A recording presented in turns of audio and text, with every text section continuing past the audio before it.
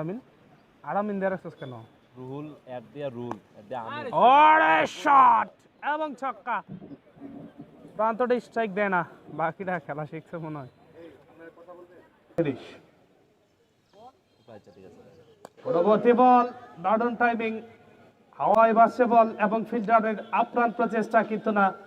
শেষ অবধি সব চেষ্টায় ব্যর্থ এবং সেঞ্চুরির কাছাকাছি মুহূর্তে আবারও ব্যাক টু ব্যাক দারুণ ছক্কা এর আগের বলটা ছিল সেম লেন্থে 4 এবং এই বলে দারুণ টাইমিং এবং ফ্যান্টাস্টিক রেজাল্ট এই বল থেকে যুক্ত 6টি রান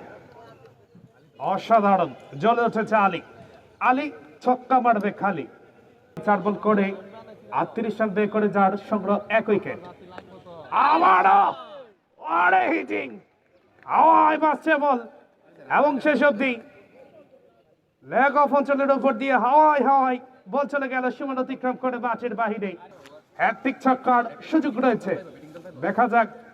সুযোগটা কাজ লাগাতে পারে কিনা আলী রোলামিন প্রস্তুত আবারও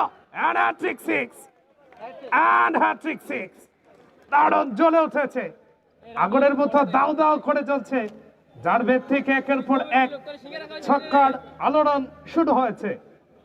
আলী 13 বলে যার সংগ্রহ 31